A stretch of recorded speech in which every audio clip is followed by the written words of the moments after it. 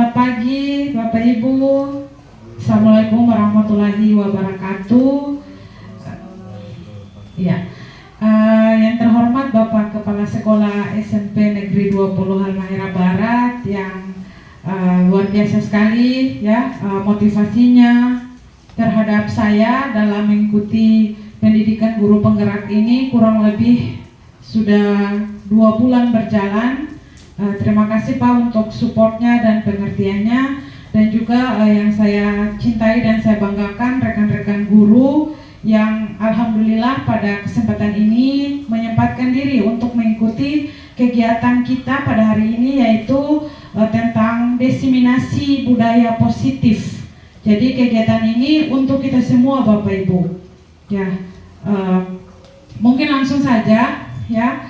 Kegiatan kita pada hari ini tentang budaya positif di SMP Negeri 20 Halmahera Barat. Nah, jadi nantinya dari kegiatan ini diharapkan kita bisa menerapkan budaya positif di sekolah kita tercinta ini Bapak Ibu. Nah, sebelum kita mulai, saya minta Bapak Ibu berdiri dulu. Ya. Iya. Saya minta saling secara berpasangan ya, saling berhadapan. Ya mungkin kalau Bapak Guru ini kan 3 orang, jadi ya 3-3 saja saling berhadapan. Kemudian coba Bapak Ibu senyum dulu. Iya, seperti itu ya. Oke, terima kasih Bapak Ibu. Silakan duduk kembali. Nah, ini hanya sekedar cara untuk menghilangkan ngantuk dan sebagainya Bapak Ibu. Nah, ya, terkait dengan budaya positif, bahwa seorang guru yang baik harus mampu mewujudkan budaya positif di sekolah. Bapak Ibu, ketika Bapak Ibu mendengar tentang budaya positif, kira-kira apa yang terbesit di dalam pikiran Bapak Ibu? Ada yang bisa menyampaikan pendapatnya? Budaya positif. Apa sih budaya positif itu Bapak Ibu? Ya, silakan Ibu, mic-nya. Ya baik, terima kasih. Menurut saya budaya positif itu adalah kebiasaan baik yang dilakukan di sekolah. Iya, terima kasih. Luar biasa sekali pendapatnya. Mungkin ada pendapat lain dari teman-teman yang lain? Tidak ada ya? Iya, betul sekali apa yang dikatakan oleh Ibu Jasmiati tadi, bahwa budaya positif ini adalah berkaitan dengan hal-hal baik, berkaitan dengan disiplin positif yang diterapkan di sekolah. Pembiasaan seperti kemarin yang sudah kita pelajari bersama, contohnya kedisiplinan peserta didik datang ke sekolah tepat waktu, ya, cara peserta didik bertanggung jawab atas setiap kesalahannya, ya, pembiasaan seperti yang telah kita lakukan, hal-hal baik, hal-hal positif. Ini yang dimaksud dengan budaya positif. Jadi seorang guru yang baik harus mampu mewujudkan budaya positif di sekolah. Nah, budaya positif dapat dijalankan dengan menerapkan konsep-konsep seperti yang pertama ada disiplin positif, kemudian nilai-nilai kebajikan, kebutuhan dasar manusia. Nah, apa sih kebutuhan dasar manusia? Nah, ini nanti sebentar kita pelajari bersama. Motivasi perilaku manusia itu seperti apa? Bagaimana posisi kontrol kita sebagai guru? Kemudian apa itu keyakinan sekolah atau keyakinan kelas? Dan yang terakhir adalah segitiga restitusi. Nah, yang pertama disiplin positif. Disiplin positif merupakan salah satu cara penerapan disiplin yang bertujuan untuk menumbuhkan kesadaran serta memberdayakan murid tanpa imbalan, tanpa penghargaan, tanpa ancaman atau hukuman Bapak Ibu. Nah, kita perlu menggarisbawahi bahwa disiplin positif ini di dalamnya itu tidak ada yang namanya hukuman, tidak ada yang namanya penghargaan atau imbalan. Ya, jadi ketika peserta didik ini kita mau terapkan tentang kedisiplinan, diharapkan bahwa peserta didik ini dapat melakukan disiplin positif ini tanpa ancaman dari kita, tanpa hukuman yang kita berikan Bapak Ibu. Nah, Jadi sebagai pendidik, tujuan kita adalah menciptakan murid yang memiliki disiplin diri sehingga mereka berperilaku mengacu pada nilai-nilai kebajikan. Bapak Ibu pernah dengar nilai-nilai kebajikan? Nilai kebajikan itu apa saja Bapak Ibu? Kebajikan, jujur, contoh. Apalagi Bapak Ibu? Disiplin, betul sekali. Apalagi Bapak Ibu? Ya sopan santun, bertanggung jawab, saling menghargai. Ini merupakan nilai-nilai kebajikan yang bagaimana kita guru, ya, tujuan dari penerapan disiplin positif ini adalah memberi motivasi secara intrinsik. Motivasi yang bagaimana kita memberi dorongan secara internal atau intrinsik dari dalam diri peserta didik ini untuk dapat melakukan nilai-nilai kebajikan ini, ya. Tujuannya ya untuk perubahan perilaku ke arah yang lebih baik. Nah, Bapak Ibu, sekarang kurikulum Merdeka Belajar ini diharapkan bahwa peserta didik ini, atau diharapkan bahwa nantinya peserta didik yang dihasilkan adalah peserta didik yang berkarakter sesuai dengan profil pelajar Pancasila, Bapak Ibu, ya. Jadi tadi seperti disiplin positif yang sudah kita bahas tadi, di mana kita mengharapkan peserta didik ini mampu menanamkan atau melakukan nilai-nilai kebajikan tadi, ya. Nah, di sini semua sudah tercover di dalam profil pelajar Pancasila ini, Bapak Ibu. Yang pertama di sini Bapak Ibu bisa lihat, ya, beriman dan bertakwa kepada Tuhan yang Maha Esa berdasarkan dan berakhlak mulia. Jadi kalau yang jelas semua perilaku baik, semua nilai kebajikan itu sudah tercover di dalam 6 profil pelajar Pancasila ini. Yang jelas kalau peserta didik sudah beriman atau memiliki takwa, pasti dia akan berlaku jujur, menghargai orang lain, seperti itu ya Bapak Ibu. Jadi di Merdeka Belajar ini tidak hanya dituntut peserta didik ini unggul dalam atau secara akademis saja, tetapi lebih ditekankan pada karakter peserta didik, ya. Bagaimana peserta didik ini dia kreatif, ya, bernalar kritis, berkebinekaan global, bergotong royong, mandiri, dan tadi beriman dan bertakwa. Iya. Sekarang kita pelajari tentang 5 kebutuhan dasar manusia. Jadi ada kebutuhan dasar manusia di sini. Yang pertama, bertahan hidup. Yang jelas kalau bertahan hidup ya kaitannya dengan makanan, pakaian, tempat tinggal, keamanan dan kesehatan. Kemudian ada kasih sayang dan rasa diterima, ya. Dipedulikan, berbagi, kerjasama, menjadi bagian dalam kelompok. Kemudian ada kebutuhan tentang penguasaan. Ini terkait dengan harga diri, kemudian keinginan untuk dianggap atau memimpin, berprestasi, diakui dan diberikan. Kemudian ada kebutuhan akan kebebasan, ya.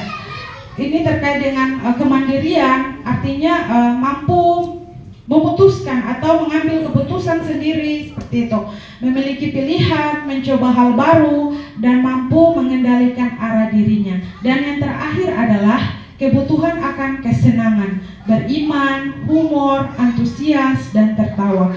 Bapak Ibu perlu diketahui bahwa peserta didik itu kadang mereka melakukan pelanggaran atau membuat pelanggaran. Itu merupakan cara mereka untuk menyampaikan kebutuhannya, ya. Jadi selama ini kalau ada siswa yang melakukan pelanggaran, ya, kita itu bertindak kadang tidak memperdulikan atau menanyakan kenapa peserta didik ini sampai melakukan pelanggaran, ya. Padahal mungkin ada dari kelima kebutuhan dasar manusia ini yang tidak dipenuhi oleh peserta didik.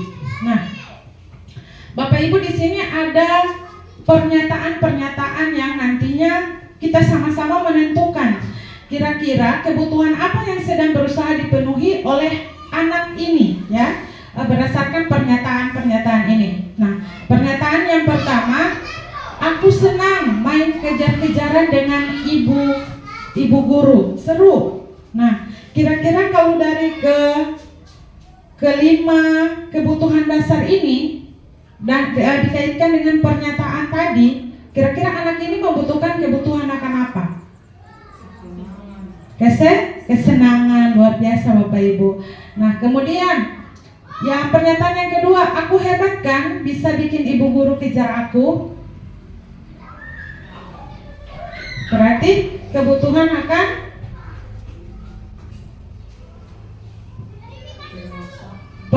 penguasaan Bapak Ibu, ya luar biasa ya. Nah kemudian yang ketiga, aku bosan belajar mewarnai terus di dalam kelas. Berarti dia termasuk ke dalam kebutuhan apa yang berusaha dipenuhi? Kebebasan, ya sudah mengerti semua ya Bapak Ibu. Nah kemudian yang keempat, ibu guru bilang aku tidak boleh bersenandung sewaktu mengerjakan tugas. Katanya kelas harus tenang, tidak ada suara, kan gak seru jadinya. Berarti ini anak ini sudah memenuhi kebutuhan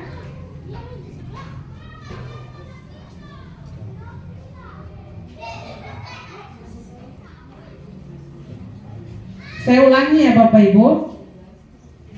Ya, ibu guru bilang aku tidak boleh bersenandung sewaktu mengerjakan tugas. Katanya kelas harus tenang, tidak ada suara, kan gak seru jadinya. Kebebasan ya. Jadi saya rasa Bapak Ibu sudah paham ya tentang 5 kebutuhan ini. Nah, selanjutnya ada studi kasus juga Bapak Ibu. Ibu Ina, guru wali kelas 9, sedang bingung menghadapi ulah salah satu murid kelasnya, Tommy. Beberapa anak telah mengeluhkan Tommy yang sering kali meminta bekal makan siang mereka dengan paksa. Jika Anda sebagai Ibu Ina, apa yang Anda lakukan? Menurut Anda, kira-kira apa alasan Tommy melakukan hal tersebut? Nah, sekarang kita ke fokus di pertanyaan yang pertama. Jika Anda sebagai Ibu Ina, apa yang Anda lakukan untuk menghadapi kelakuan Tommy ini? Ada yang bisa menjawab?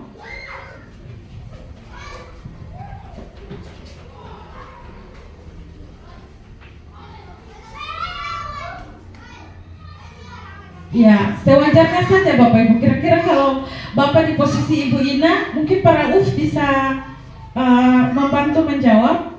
Kira-kira kalau para UF di posisi Ibu Ina itu, apa yang para UF akan lakukan terhadap Tommy ini?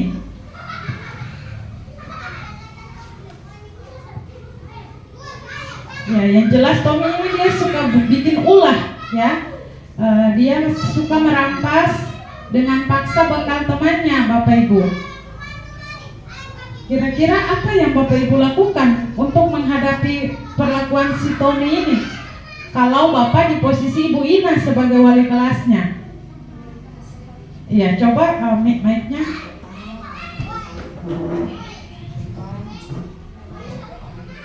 Kalau saya di posisi Ibu Ina, saya akan memberikan nasihat kepada Tommy bahwa jangan melakukan sesuatu dengan paksa, harus meminta dengan baik. Itu saja. Iya, terima kasih Bu, luar biasa sekali jawabannya. Ya, mungkin ada dari teman-teman yang lain. Kira-kira apa ya? Ibu Lin mungkin kalau Tommy seperti ini apa yang Ibu lakukan? Ya, mic-nya Ibu.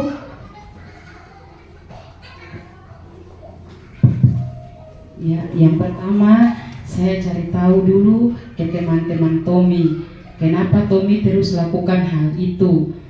Ya, jadi ketika dengar alasan dari teman-teman, saya panggil yang bersangkutan Tommy. Tommy, kenapa kamu lakukan itu? Jadi pasti ada alasan-alasan yang disampaikan Tommy. Mungkin dari saya itu saja. Iya, terima kasih, luar biasa. Tepuk tangan untuk kita semua Bapak Ibu, biar lebih fresh lagi Pak Guru yang mungkin mengantuk dan sebagainya. Ya, jadi tadi yang sudah disampaikan Ibu Lin sama Ibu Jusmiati itu sangat luar biasa ya. Ketika mereka di posisi Ibu Ina, berarti mereka akan memanggil si Tommy, menasihatinya. Kemudian tadi kata Ibu Lin mencari tahu kenapa Tommy berbuat seperti ini. Nah, sekarang kita lihat kenapa Tommy berbuat seperti ini. Ada 3 alasan yang disampaikan oleh Tommy Bapak Ibu ya. Jadi yang pertama, ia lapar karena orang tuanya tidak membawakannya bekal. Kira-kira dari alasan yang pertama, Tommy ini sedang memenuhi kebutuhan akan apa Bapak Ibu? Kebutuhan akan, kita lihat lagi kebutuhannya tadi. Iya, betul sekali, kebutuhan akan bertahan hidup. Nah, kalau dengan mendengar alasan Tommy tentang bertahan hidup tadi, ya kita sudah ketahui nih, oh Tommy ini dia tidak melakukan hal ini karena dia lapar Bapak Ibu. Ya, yang jelas apa yang Bapak Ibu lakukan ketika Tommy memberikan alasan itu? Ya tadi ya menasihati, ya setelah mencari tahu, ya kemudian mungkin ya membantu Tommy ya Bapak Ibu dengan kemudian memberikan arahan dan sebagainya sehingga hal tersebut tidak terulang lagi. Nah, kemudian Bapak Ibu kita lihat alasan yang kedua. Dia merasa senang karena teman-temannya jadi memperhatikan dia. Ketika temannya melaporkan tindakan Tommy pada gurunya dan gurunya memberitahukan kepada orang tuanya sehingga orang tuanya jadi lebih memperhatikan dia. Berarti Tommy ini sedang berusaha, iya dia ingin, betul sekali Bapak Ibu, akan kebutuhan kasih sayang dan rasa diterima. Nah, kemudian yang ketiga, ia merasa bosan dengan bekal makanan yang dibawa ibunya karena ibunya selalu membawakan bekal yang sama. Oleh karena itu ia ingin mencoba bekal temannya. Kira-kira ini kebutuhan apa yang sedang dipenuhi oleh Tommy? Kebebasan, luar biasa Bapak Ibu ya. Jadi dengan belajar tentang kebutuhan dasar manusia ini, diharapkan kita sebagai guru ketika peserta didik ini melakukan kesalahan atau pelanggaran, kita tidak langsung menghukum ya atau memarahinya dengan kata-kata yang bisa menyakiti psikisnya, tapi yang pertama adalah kita harus melihat atau mencari tahu. Ya, seperti yang dikatakan oleh Ibu Lin tadi, anak ini kenapa seperti itu Bapak Ibu? Itu tujuan dari kita mempelajari 5 kebutuhan dasar. Karena kadang anak ini dia butuh sesuatu tapi dia tidak tahu cara menyampaikannya. Nah, jadi dengan cara mengganggu temannya itu merupakan cara dia untuk menyampaikan bahwa saya butuh ini Bapak Ibu. Mungkin Bapak Ibu juga di rumah ketika suami belum kasih uang belanjaan, mungkin Bapak Ibu kalau lagi mencuci atau memasak marah-marah kan. Nah, supaya suami lihat, suami sudah paham, oh ini dia butuh uang belanjaan. Nah, seperti itu, peserta didik juga seperti itu Bapak Ibu. Jadi ketika mereka melakukan hal-hal yang tidak diinginkan, coba ditanya dulu, jangan langsung dihukum. Karena memang kadang peserta didik itu tidak tahu cara menyampaikannya, makanya mereka melakukan pelanggaran. Nah, kemudian Bapak Ibu, nah di sini ada motivasi perilaku manusia. Ya, yang pertama untuk menghindari ketidaknyamanan atau hukuman. Yang kedua untuk mendapatkan imbalan atau penghargaan dari orang lain. Dan yang ketiga untuk menjadi orang yang mereka inginkan dan menghargai diri sendiri dengan nilai-nilai yang mereka percaya. Nah, di sini Bapak Ibu, kalau kita bicara tentang motivasi perilaku manusia, itu ada motivasi intrinsik dan motivasi ekstrinsik, dari dalam dan dari luar. Kalau Bapak melihat ada 3 kotak di depan, kira-kira kotak pertama ini dia termasuk motivasi intrinsik atau ekstrinsik? Jadi saya melakukan sesuatu untuk menghindari ketidaknyamanan atau hukuman. Kira-kira motivasi apa yang sedang saya lakukan? Atau saya termotivasi karena apa? Secara intrinsik atau ekstrinsik? Apa? Intrinsik. Coba dilihat lagi baik-baik.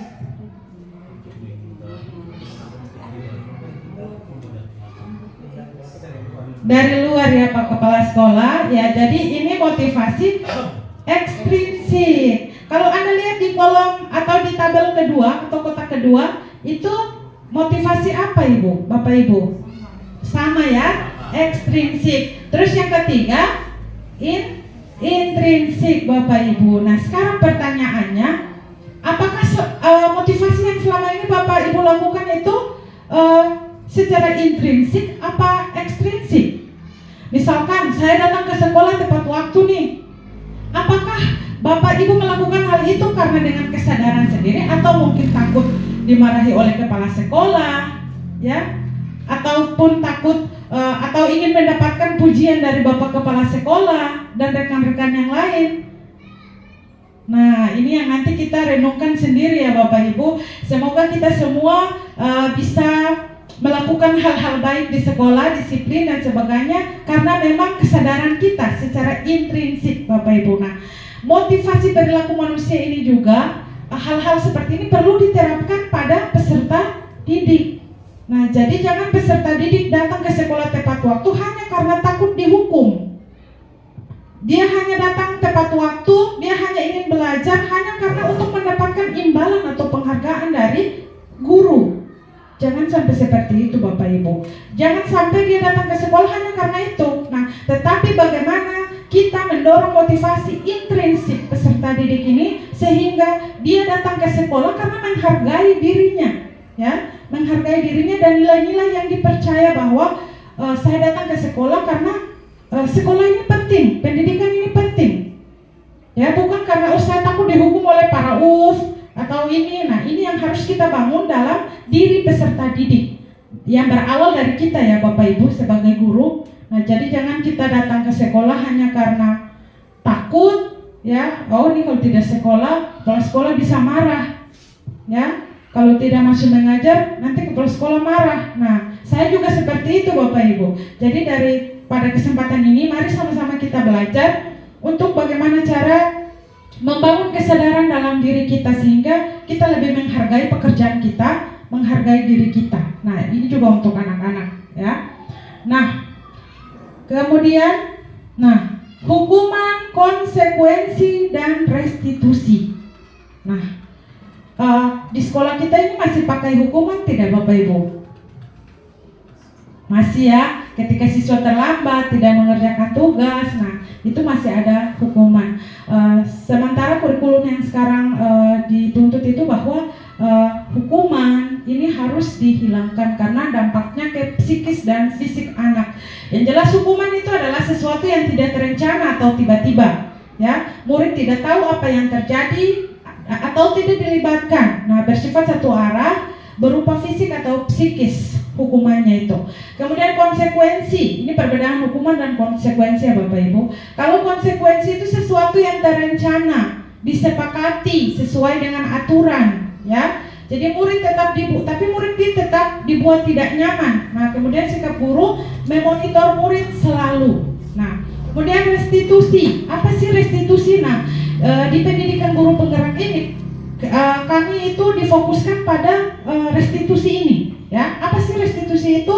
Proses menciptakan kondisi bagi murid untuk memperbaiki kesalahan. Proses yang kolaboratif mengajarkan murid untuk mencari solusi sendiri. Nah, kita next biar Bapak Ibu lebih paham lagi. Mana ya? Iya. Sekarang kita lihat konsep disiplin dengan identitas gagal Bapak Ibu. Ini dapat terjadi akibat adanya hukuman dan penghargaan. Ya, tadi dijelaskan bahwa di SMP 20 ini masih ada ya disiplin positif dengan hukuman, ya. Ada juga dengan penghargaan. Jadi kedua hal ini memang ada, tujuannya adalah untuk mendisiplinkan, tetapi efek sampingnya atau dampaknya itu sangat tidak baik bagi peserta didik Bapak Ibu.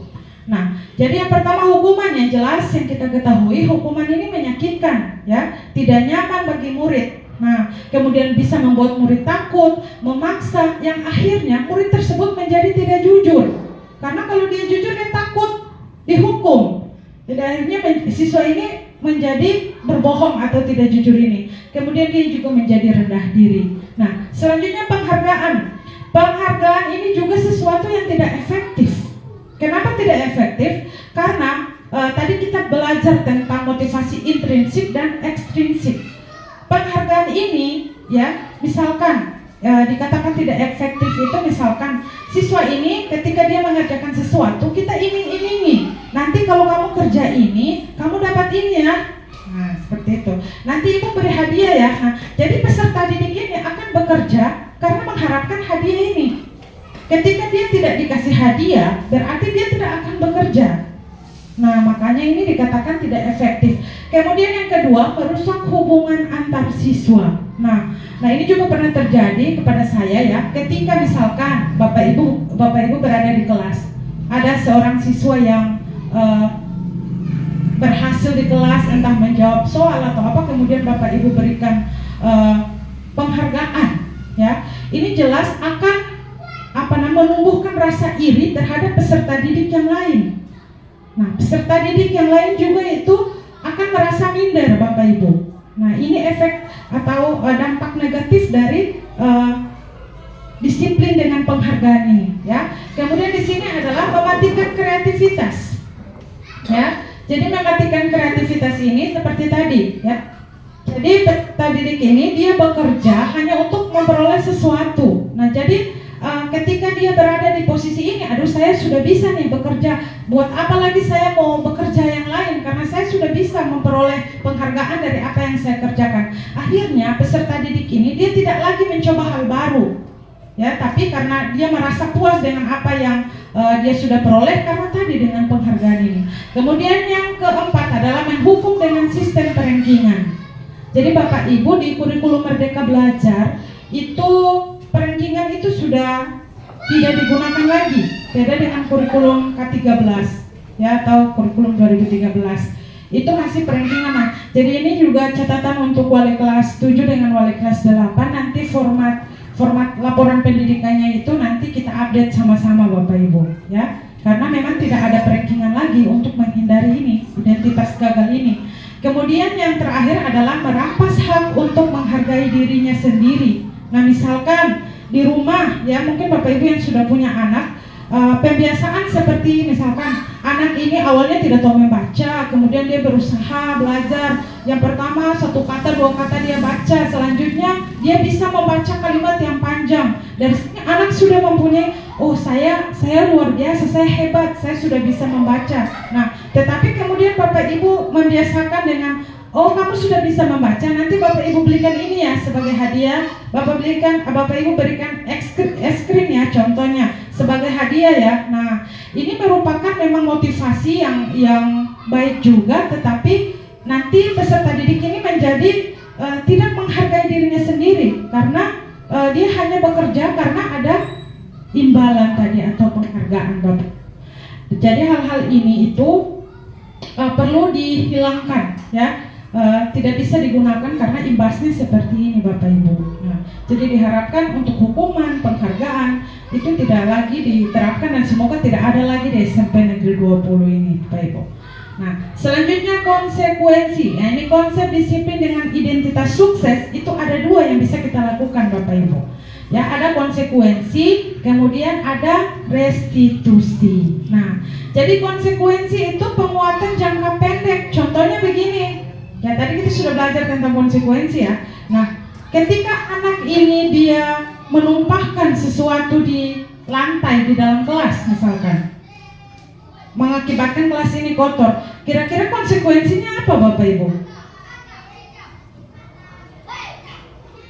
Ya, iya, membersihkannya, betul kan? Ya, ketika dia menumpahkannya nih, ayo bersihkan. Nah, ini merupakan konsekuensi, ya. Nah, kemudian perlu monitoring berkelanjutan, artinya ketika peserta didik ini dia mengulangi kesalahan yang sama, apakah dia melakukan hal yang sama? Artinya ketika awal dia melakukan kesalahan itu, kemudian Ibu Lin contohnya, ayo bersihkan ya. Nah, setelah itu, apakah ketika dia menumpahkan lagi, apakah dia membersihkan lagi? Dia mengerjakan apa yang sesuai dengan Ibu Lin perintahkan seperti itu. Nah, jadi guru ini perlu memonitoring, melihat. Nah, kemudian ada stimulus dan respon.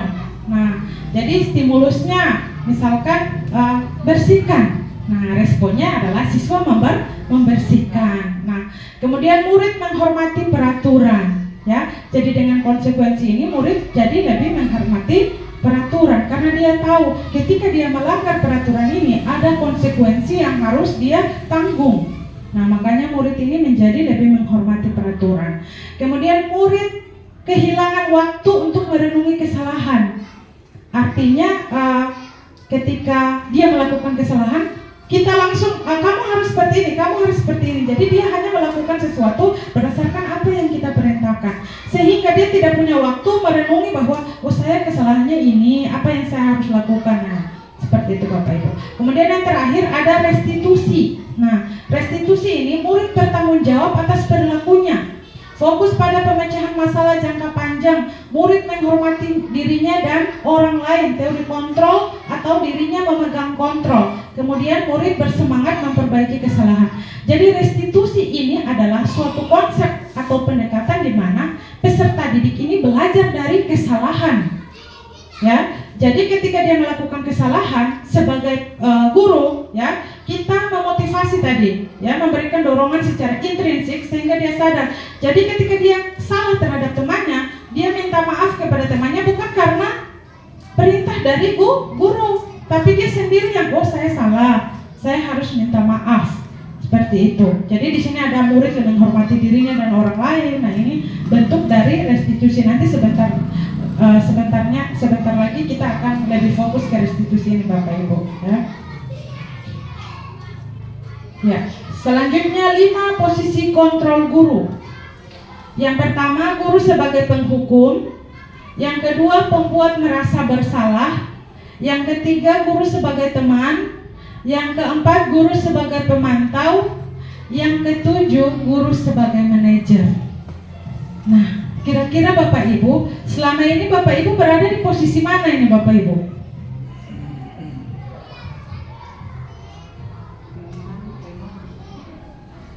Ya, kalau saya tuh kadang di penghukum, kadang di pembuat merasa bersalah, kadang sebagai teman, kadang sebagai pemantau. Namun sebagai manajer itu saya belum pernah lakukan Bapak Ibu.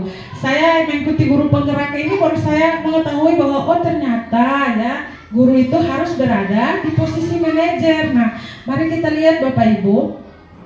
Ya, sebelum kita masuk, nah kita lihat dulu ya. Ini ada contoh penerapan 5 posisi kontrol guru dengan kasus siswa tidak memakai atribut lengkap saat upacara bendera.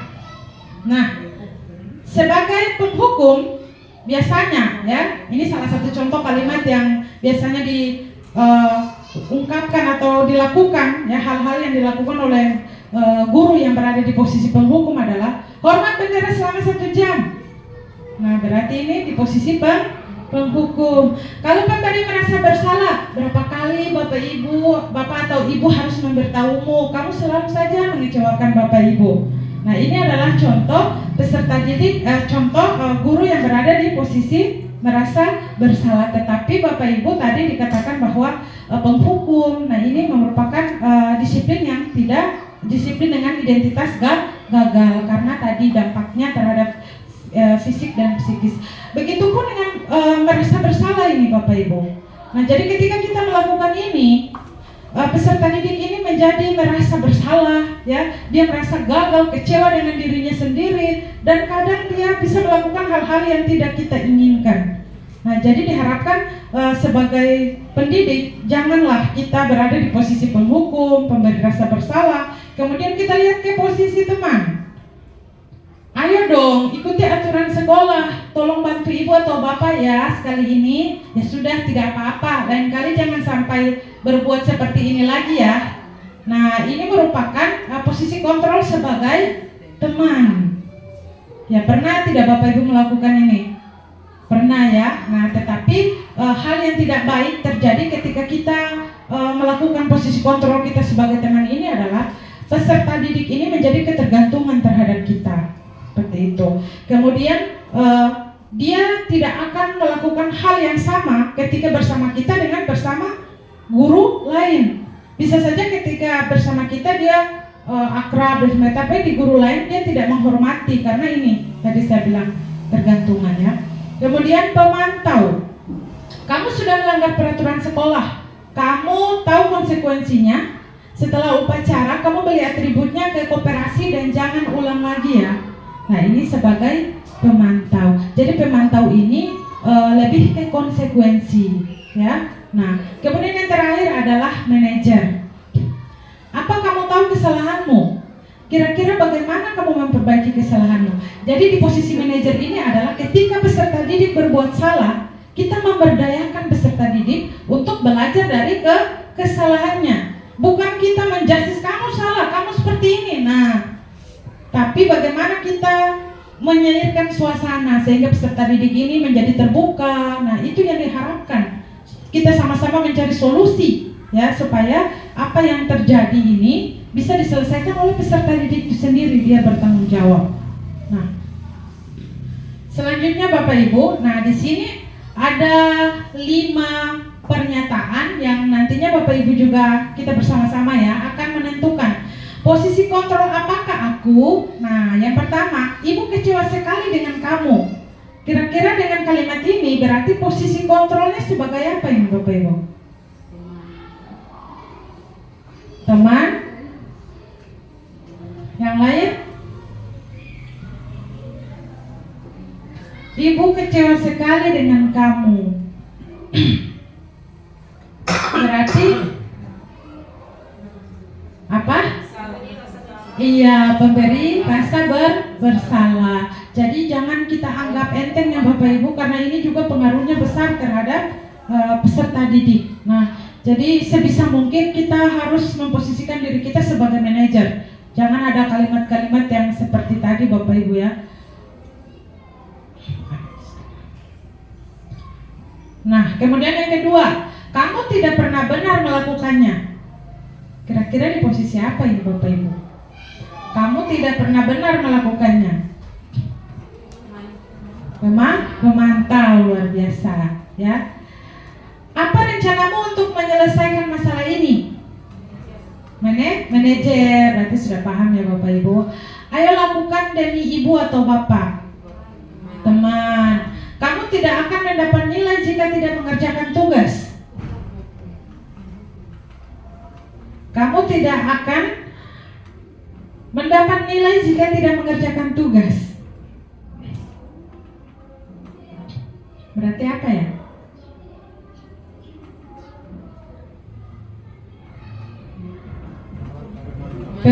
Pemantau, karena konsekuensi ya, tadi Bapak Ibu saya katakan bahwa kalau di posisi pemantau itu berbicara tentang konsekuensi. Jadi kalau tidak kerjakan tugas saya tidak akan mendapat nilai Bapak Ibu. Nah, oke, kita lanjut tentang keyakinan kelas atau sekolah. Mengapa keyakinan kelas bukan peraturan kelas? Sekarang di Merdeka Belajar itu diharapkan bahwa di setiap kelas itu harus ada keyakinan kelas Bapak Ibu. Nah, jadi mengapa keyakinan kelas bukan peraturan kelas? Nah, yang pertama di sini, Bapak Ibu lihat pertanyaan pemantiknya. Mengapa kita memiliki peraturan tentang penggunaan helm saat mengendarai motor? Untuk apa? Kenapa seperti itu? Mengapa kita memiliki peraturan tentang penggunaan helm saat mengendarai motor? Untuk apa? Melindungi? Iya, luar biasa. Berarti untuk keselamatan, ya. Nah, ini nilai-nilai kebajikannya itu, ya, untuk keselamatan. Kemudian yang kedua, mengapa kita memiliki peraturan penggunaan masker dan mencuci tangan setiap saat? Untuk apa Pak Kepsen? Iya, luar biasa sekali. Untuk kesehatan. Nah, kita lakukan ini karena kita yakini kan Bapak Ibu? Yakin kan? Nah, kita pakai helm karena kita yakin dengan helm ini kita terlindung demi keselamatan. Nah, sehingga mengapa keyakinan kelas bukan peraturan kelas? Karena keyakinan kelas adalah di dalamnya ini dia mengandung nilai-nilai kebajikan yang diyakini. Apa sih beda keyakinan kelas dan peraturan kelas? Kalau peraturan kelas itu peraturan yang dibuat oleh guru, yang mau tidak mau harus disepakati dan dilakukan oleh peserta didik. Nah, jadi diganti dengan keyakinan kelas. Kalau keyakinan kelas itu sesuatu yang dibuat secara bersama, ya, yang disepakati. Apa yang dibuat oleh guru bersama peserta didik melalui hasil kesepakatan bersama. Nah, sehingga sekarang ini keyakinan kelas itu lebih memotivasi peserta didik. Nah, sehingga tidak peraturan kelas lagi, tapi keyakinan kelas. Karena keyakinan kelas ini tadi motivasi intrinsik peserta didik ini akan muncul karena dengan nilai-nilai yang kita yakini. Saya misalkan ketika saya buat peraturan untuk Bapak Ibu tanpa sepengetahuan Bapak Ibu, apa yang Bapak Ibu lakukan dengan peraturan yang telah saya tetapkan?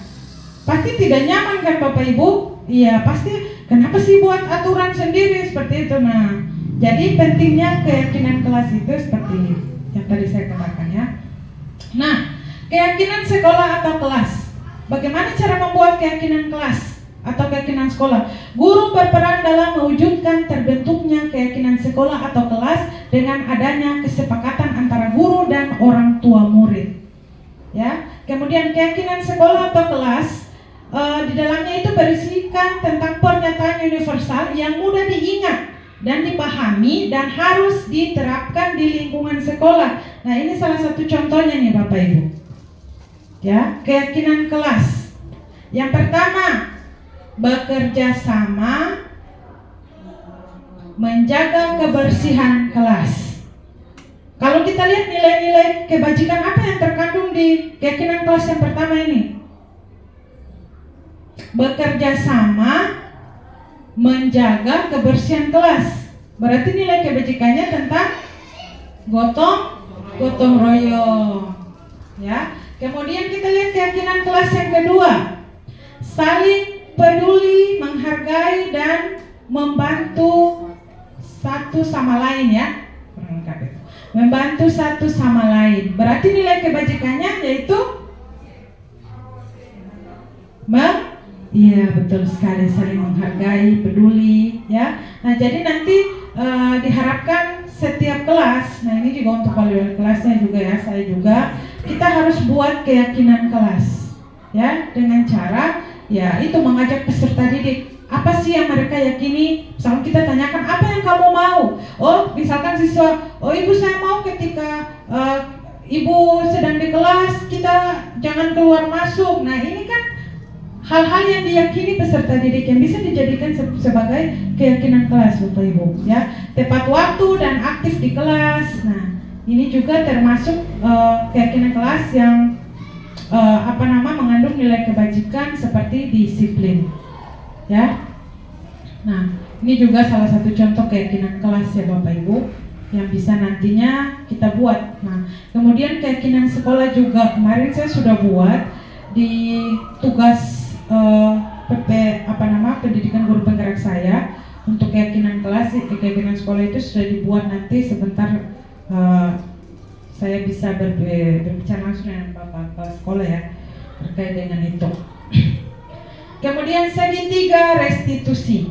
Nah, tadi ya kita sudah belajar tentang restitusi. Restitusi itu apa? Nah, restitusi itu bagaimana kita mengajarkan murid untuk belajar dari kesalahan ya.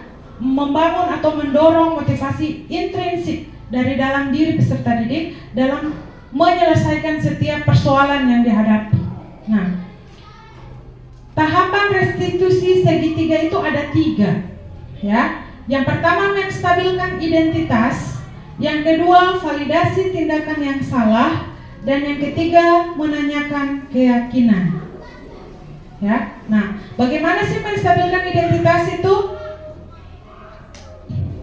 Ya, menstabilkan identitas dilakukan berdasarkan prinsip bahwa membuat kesalahan adalah bagian dari proses pembelajaran yang nantinya akan menggeser identitas gagal ke arah identitas sukses. Nah, segitiga restitusi ini juga saya sudah buat bersama 2 orang siswa di sini dan itu bisa dilihat, kemarin saya ada kirim juga di grup kita ya. Jadi lebih jelasnya, atau mungkin yang tidak sempat ya bisa kunjungi YouTube saya Bapak Ibu ya. Di situ ada contoh praktik dari segitiga restitusi. Nah, sekarang kita lihat menstabilkan identitas. Nah, menstabilkan identitas ini adalah tadi ya, bagaimana kita membangun percaya diri dari peserta didik ini ya, bahwa ia berbuat kesalahan itu hal yang manusiawi. Jadi jangan ketika peserta didik ini melakukan kesalahan kita langsung memberi hukuman. Nah, itu tidak dianjurkan ya di dalam kurikulum mereka belajar ini. Bagaimana?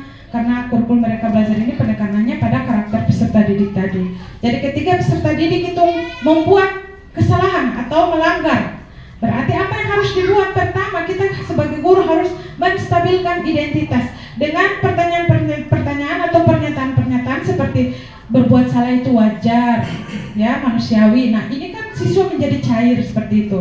Nah, sehingga dia terbuka, ya. Kalau kita langsung marah, hukum, nah, ini siswa kemudian bisa berbohong karena takut tadi, takut dihukum. Nah, tidak ada manusia yang sempurna. Nah, kata-kata seperti ini kita bisa lakukan terhadap peserta didik, ya. Nah, kita pasti bisa menyelesaikan permasalahan ini.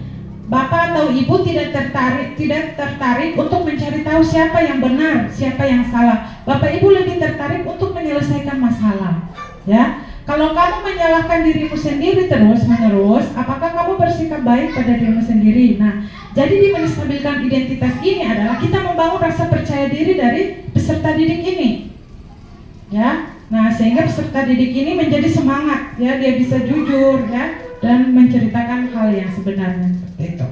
Kemudian validasi tindakan yang salah. Validasi tindakan yang salah dilakukan berdasarkan prinsip bahwa setiap perilaku berupaya memenuhi suatu kebutuhan tertentu, sehingga guru atau orang tua akan bergeser dari pemikiran stimulus respon menjadi proaktif, serta akan lebih mengenali dan mengakui kebutuhan murid atau anak tersebut. Nah, ini kaitannya dengan 5 kebutuhan dasar tadi. Nah, jadi untuk validasi tindakan ini yang harus dilakukan guru ini seperti misalkan kamu pasti punya alasan mengapa melakukan ini. Kita validasi, ya, kira-kira anak ini dia kenapa sampai melakukan hal ini. Nah, sehingga tadi kaitannya dengan kebutuhan dasar tadi. Kamu pasti punya alasan mengapa melakukan ini, sehingga menstabilkan identitas tadi itu sangat mendukung untuk bagaimana kita validasi tindakan peserta didik yang salah ini, ya. Jadi dengan menstabilkan identitas, peserta didik jadi percaya diri, kemudian tersadar, dan akhirnya dia mulai jujur. Nah, akhirnya ketika kita validasi tindakan yang salah, dia menceritakan kenapa sampai dia melakukan hal ini. Seperti itu. Apa yang penting bagi kamu? Tergantung, ya, persoalan yang nanti dilakukan oleh peserta didik, ya. Ini hanya sebuah contoh saja kalimat yang bisa kita sampaikan kepada peserta didik atau yang kita lakukan. Kamu boleh tetap berusaha menjaga sikap itu, tapi tambahkan sikap yang lain yang baru. Nah, maukah kamu belajar cara lain untuk mendapatkan yang kamu butuhkan tanpa harus memukul? Nah, ini ketika siswa mungkin berkelahi, ya. Nah, disinilah validasi tindakan yang salah. Kemudian yang terakhir, ada menanyakan keyakinan. Nah, makanya tadi saya bilang di tiap-tiap kelas itu harus ada keyakinan kelasnya, ya. Kemudian kita di sekolah juga harus punya keyakinan sekolah. Nah, supaya ketika peserta didik ini dia melakukan kesalahan, kita menanyakan kembali. Keyakinan ini kan dibuat berdasarkan kesepakatan antara guru dengan siswa. Apa yang diyakini oleh siswa ini. Nah, jadi ketika dia melakukan kesalahan, dia terlambat nih misalkan, kamu masih ingat tidak tentang keyakinan kelas yang kita buat? Kalau dia masih ingat ibu apa? Disiplin dan menghargai waktu. Dia akan sendirinya, ya, dan dia akan menanamkan ini di dalam dirinya sebagai motivasi intrinsiknya, ya. Jadi apa nilai-nilai yang kita percaya di sekolah? Nah, ini sudah tercantum di dalam keyakinan kelas, ya. Nah, kemudian nilai-nilai apa yang telah kita sepakati? Nah, ketika peserta didik berbuat salah, pertanyaan-pertanyaan ini kita bisa kaitkan dengan keyakinan kelas yang sudah kita buat. Apa yang kamu rasakan ketika kamu melakukan itu? Kamu menjadi orang yang seperti apa? Nah, ini contoh-contoh pertanyaan yang di sini siswa ini kemudian berpikir, kemudian dia belajar. Nah, jadi memberdayakan peserta didik ini. Ya. Ya, mungkin itu saja Bapak Ibu. Ya, selanjutnya saya kembalikan ke Bapak Ibu. Apabila ada pertanyaan, saya persilakan terkait dengan materi yang sudah saya paparkan tadi.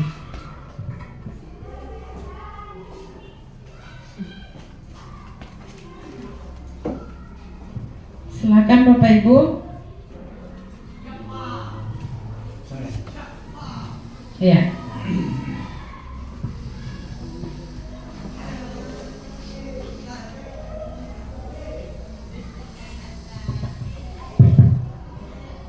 Ya, baik, terima kasih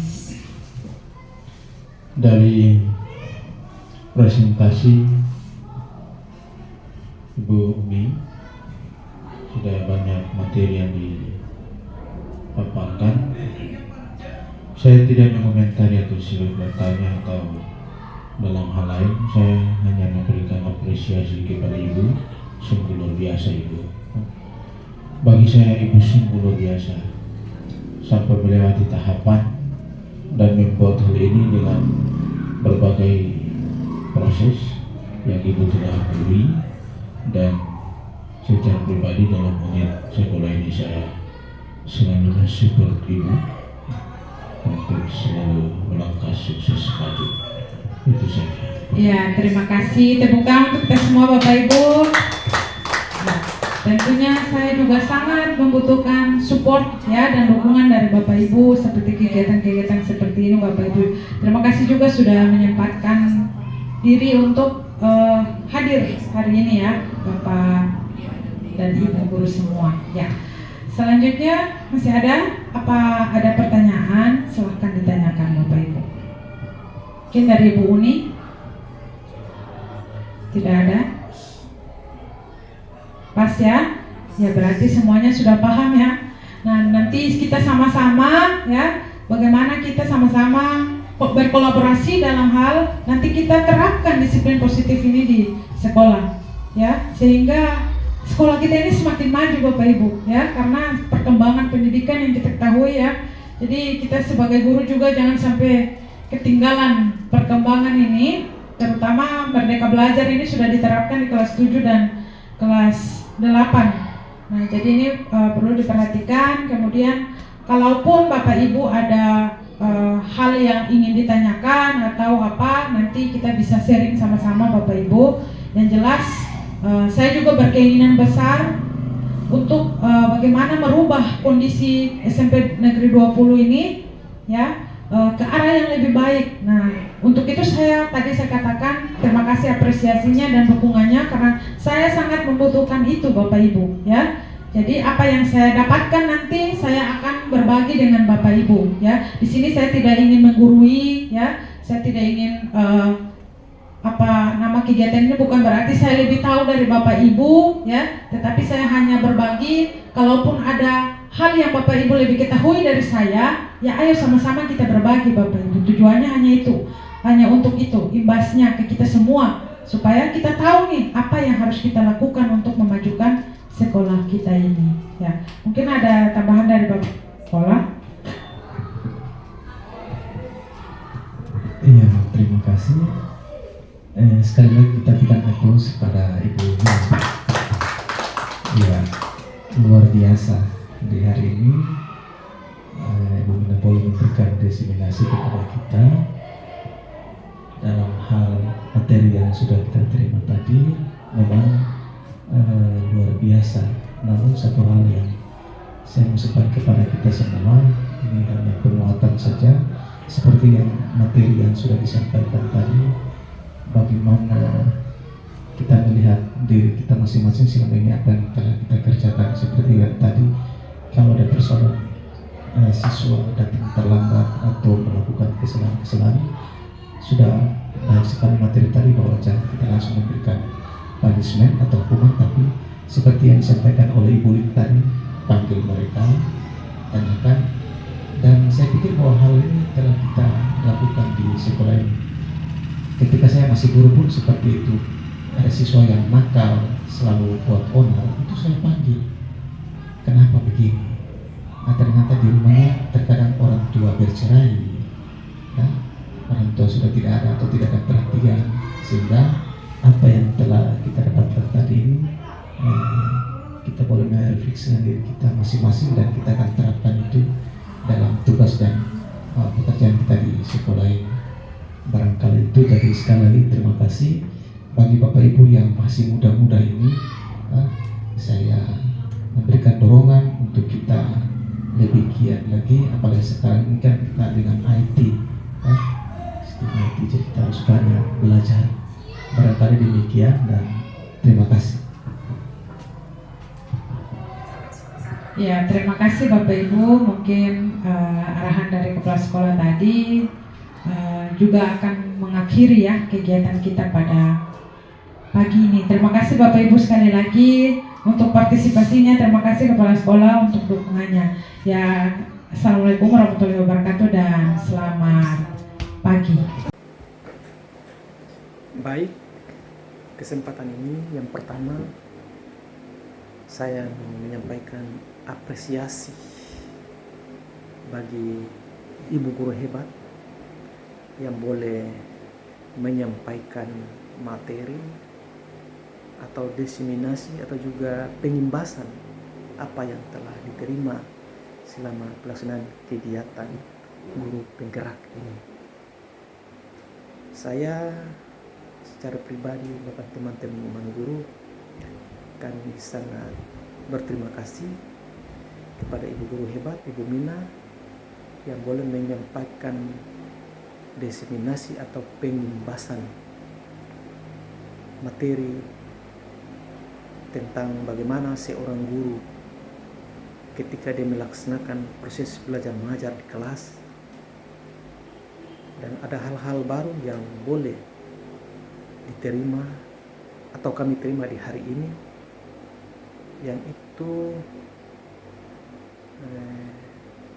menjadi pedoman, menjadi muatan bagi kami untuk kami dapat merubah cara kami selama ini yang barangkali masih kurang atau kata lain belum tepat atau belum sempurna. Tetapi melalui pengimbasan atau diseminasi yang disampaikan oleh ini, sebagai pimpinan saya menghimbau kepada teman-teman guru yang belum, oleh karena Ibu Mina ini adalah calon guru penggerak, diharapkan bahwa Bapak Ibu pun ada punya rasa kerinduan, ada rasa mau menginovasi diri supaya ada perubahan-perubahan yang itu Bapak Ibu alami dan yang itu yang akan Bapak Ibu praktekkan selama praktekan di dalam Bapak Ibu melaksanakan tugas dan tanggung jawabnya sebagai pengajar dan pendidik. Selanjutnya, melalui diseminasi di pagi hari ini juga, saya percaya sudah ada rencana-rencana atau rasa ingin tahu dari Bapak Ibu tentang bagaimana menjadi seorang guru penggerak. Oleh karena itu, melalui kegiatan ini, harapan saya sebagai pimpinan unit SMP Negeri 20 Halmahera ini menjadi motivasi, menjadi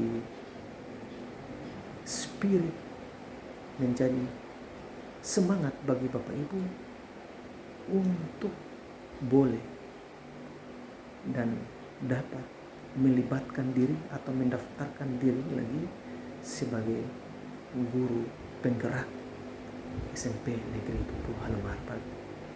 Ini harapan kami sebagai pimpinan unit, sehingga nantinya kita akan lihat ke depan bahwa ada perubahan-perubahan yang sangat signifikan yang boleh terjadi di SMP Negeri 20 Halmahera Barat.